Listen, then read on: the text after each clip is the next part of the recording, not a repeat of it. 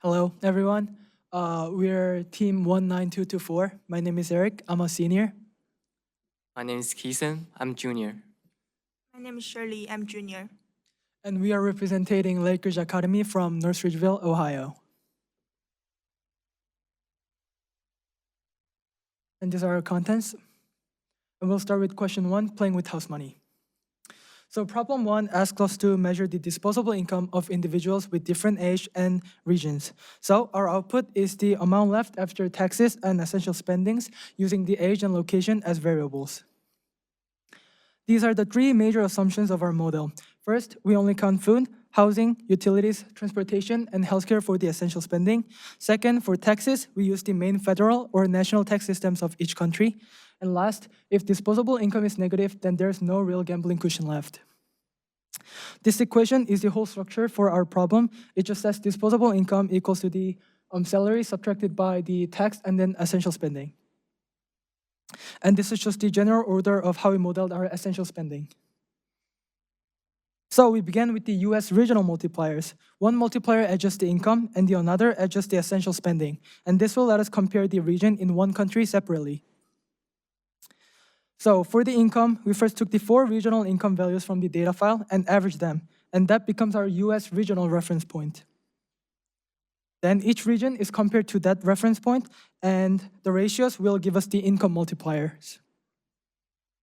We repeated the same process for the essential spending and found the 4 region average. Dividing each of them by the average we just found, we got the spending multipliers. And the main takeaway was to realizing that the regional cost differences were not small, especially for the West and the South regions. And after the regional multipliers, we needed the age region anchors. And these are the baseline values that the spending function will scale from. So for the income anchor, we started with the age-specific income and then multiplied them by the regional income multiplier. And this gives us a complete grid across the age groups and then US regions.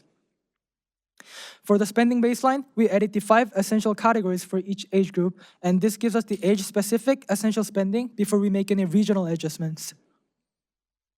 Then we apply the regional spending multipliers, and the model now knows both how spending changes by the age and by the location.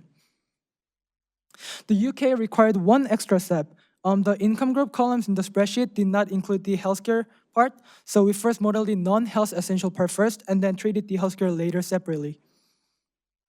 So for each UK nation, we added the food, housing, and transportation. The all UK value at the bottom is our reference point, which let us compare the 4 nations on the same scale. Again, we divided each of them by the reference point, and this gives us our nation multiplier. And the UK baseline then has 3 pieces left, which are the income anchor, a non-health spending anchor, and a separate healthcare to add on later. For the income anchor, we just annualize the 5 reported income groups and average them together.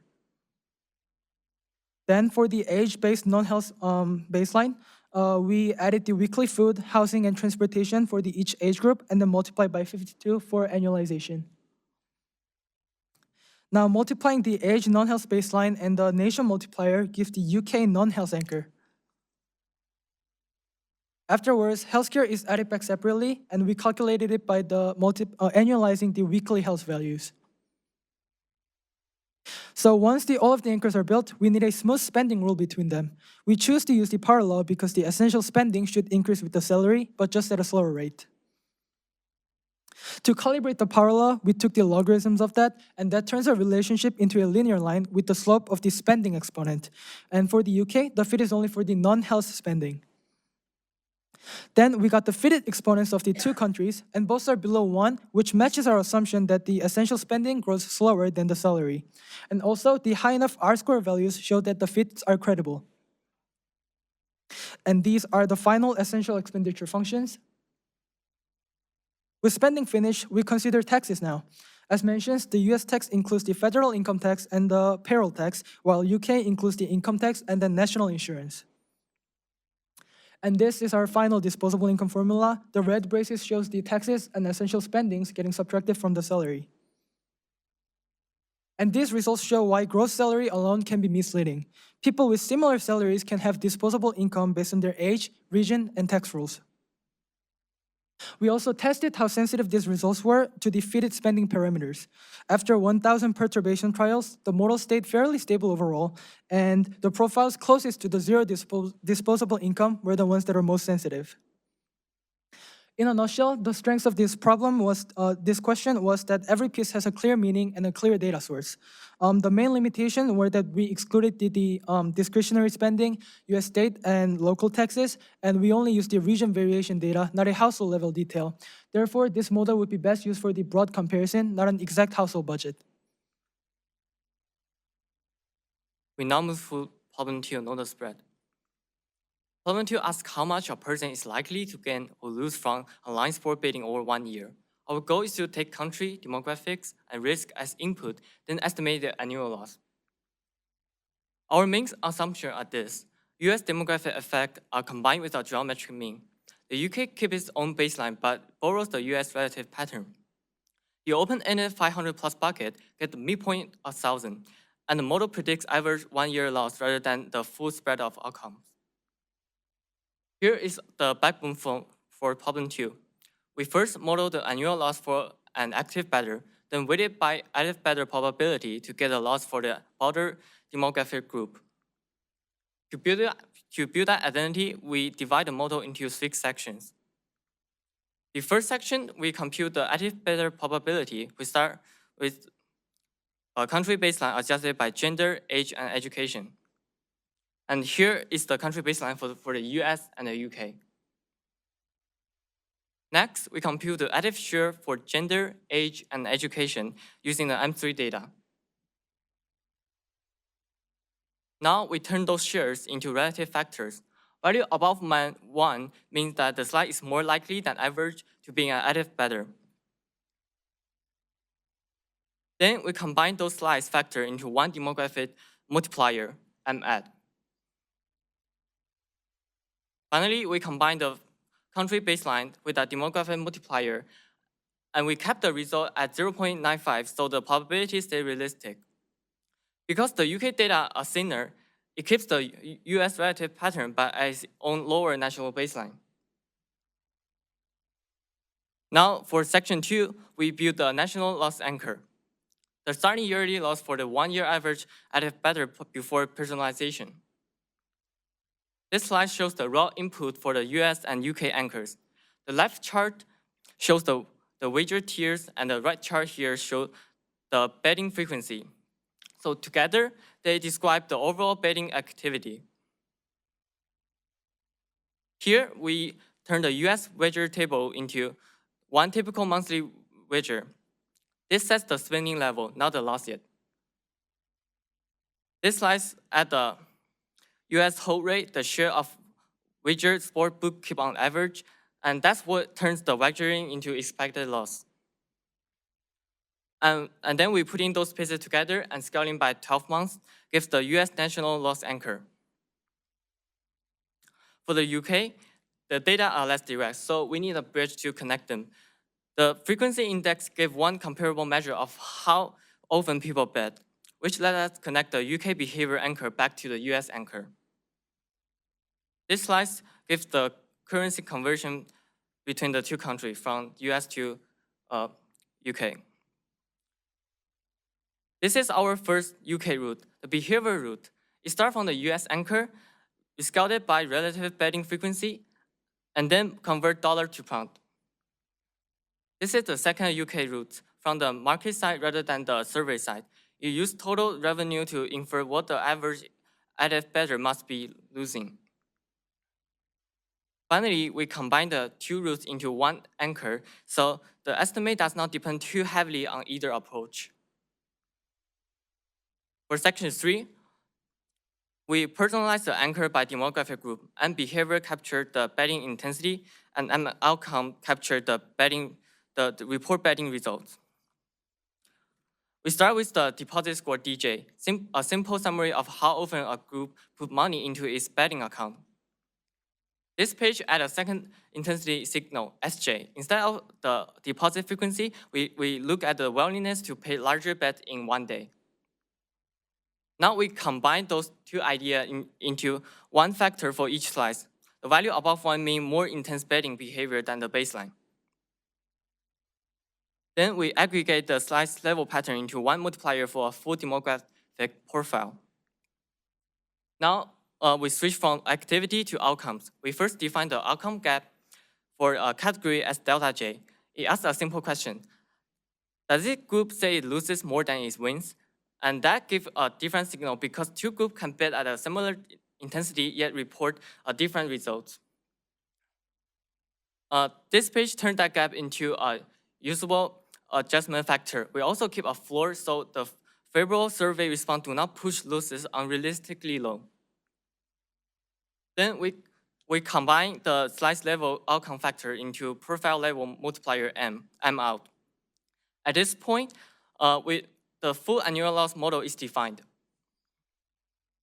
So here is our final annual loss function. Start from the country anchor, adjust by the behavior and outcomes, and scale by the risk, and weight by the active beta probabilities.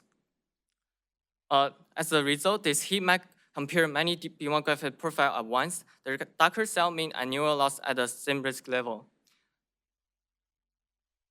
This figure shows a few representative profile and separate active beta loss from population loss. So we can see the effect of participation probability. And for our sensitivity analysis, we interpret the uncertainty input, and then the change is most likely stable.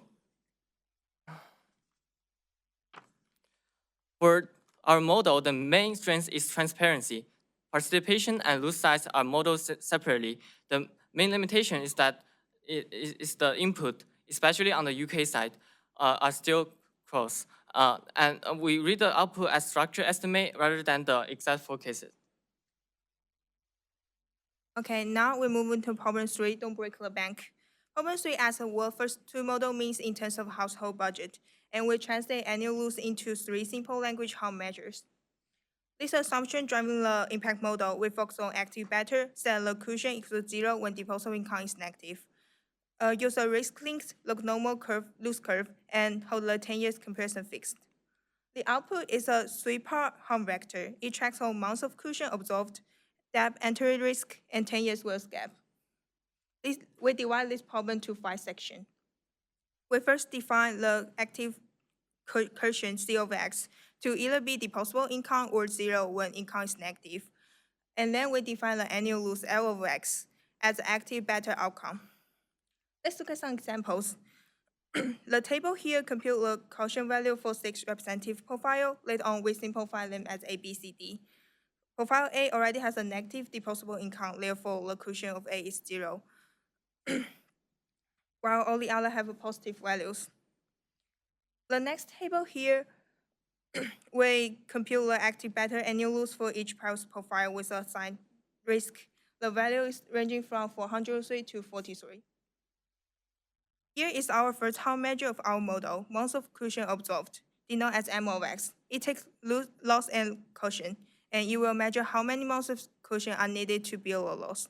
If the cushion is 0, the measure will be infinity.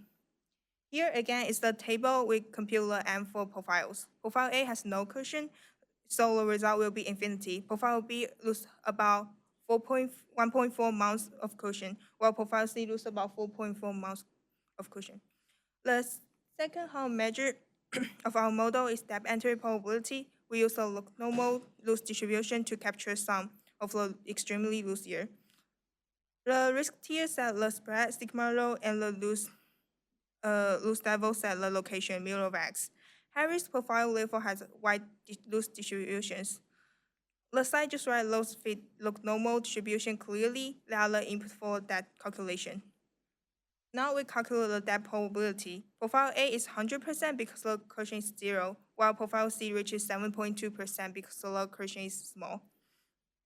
The third measure is a 10 years wealth gap. Loss inside the cushion is treated as loss saving, and the loss beyond the cushion is treated as a debt. These are the 2 accumulation factors. The debt path grows faster than the saving path, so uncovered loss becomes expensive over time. Here is our calculated G10. Profile A is largest because the full loss is treated as debt, while profile B and C are both around $4,800. After the 3 measures, we translate them into a tier system. The tier use cushion, mount, and debris scalar. Manageable means low show run pressure, while critical means no cushion, at least a year of cushion observed, or very high depth risk. The table collects a result. The short-term appear in US profile with very little budget room, while the UK example here remains manageable in the short run. The figure shows the same pattern visually. US South profile stand out immediately, and the US West profile also show a serious pressure. The salary curve show how pressure change with income. On the US side, the high risk become serious at low salaries. On the UK side, the profile show stay below 1 month of cushion observed. For sensitivity, We're over perturb- time, so just wrap up as soon as you can, okay? we perturb disposable income, annual loose spread, saving rate, and debris all change up and down 10%, and run 1,000 trials. The ranking is fairly stable, and the profile near the tier boundary move the most. The strength of problem A is that clarity translates annual loss into practical measures. However, because the long run data remain stabilized, we would treat it as screaming tool rather than a personal advice. So as a result, after modeling the 3 questions, the main takeaway was an yearly loss might look moderate on the paper, but there's a possibility that it can still have a critical impact on the individuals with no or little budget room. Thank you.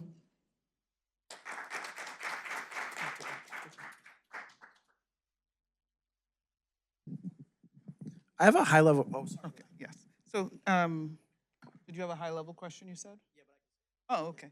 So, thank you very much. So, in part 3, you use the log normal distribution quite a bit, I think, throughout. Can you say more about that usage, you know, why and how it impacts things, please? Yeah? Sorry, can you repeat the question? All right. So you've used the log normal distribution, I think, throughout Yeah. phase 3. Can you just say a little bit more about the log normal distribution and why that is something you used in your model? Because we think the pattern of the variable, after you take the log, it shows the normal distribution, and then that make our choice to pick the non-normal distribution and make the non-normal CDF to calculate the probability. And also how you derived also your sigma p and your mu sub p? Can you say a little bit more about how you did those? Here we employ the data from the M3 data and then use the formula here to calculate like each of them.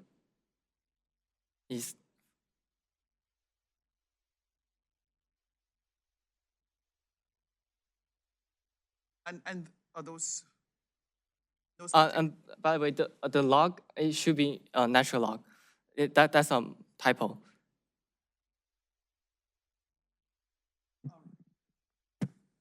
I have a high level question. So I think one, you do the modeling and then you have the paper and the presentation. And one thing we that's nice about the paper and presentation is it gives you an opportunity not just to say what you did in the modeling, but to give us some takeaways. So I was curious, like if you had to pick like question 1, 2, or 3, were there any key takeaways that you found surprising or that you could summarize for us in a soundbite that you learned from putting math to this problem?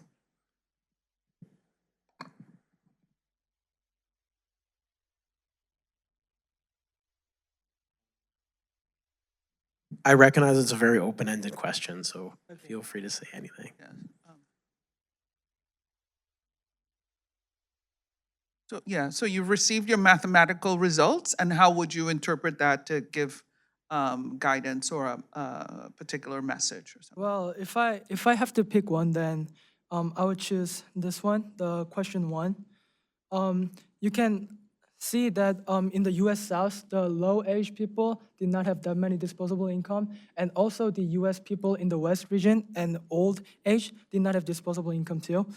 Did not have that many disposable income too, and because we are not super familiar with the geographic of the United States, we did not clearly figure out like why that's the region and why like what difference between South and West region makes that difference. But that was one of the results that made us surprised while writing the paper. Yeah, makes sense. Any last questions? Yeah. Yes, if I have time. Do I? Okay, so it's interesting, you just mentioned you're not familiar with US regions, but yet you used US regions. So how did you define them? How did you come up with a multiplier, regional multiplier? And I think you also had essential spending multiplier Yeah. for different regions. So I guess my question is twofold. One is how regions were defined and you determined the multipliers, and what's the analog to this in UK? Yeah, so for the multipliers, what we did was basically using the data that the M3 challenge provided us. But when I said we were not that familiar with the geographic, that means like we don't know a lot of details about each region and what makes the difference in the context-wise, not a mathematical-wise. And what is the question about the UK region? Well, I guess those are the UK analogs. So you used England, Wales, Scotland, and Northern yeah. Ireland. What are the differences then? If you're not familiar with US, what are the differences in terms of income, expenses in UK regions?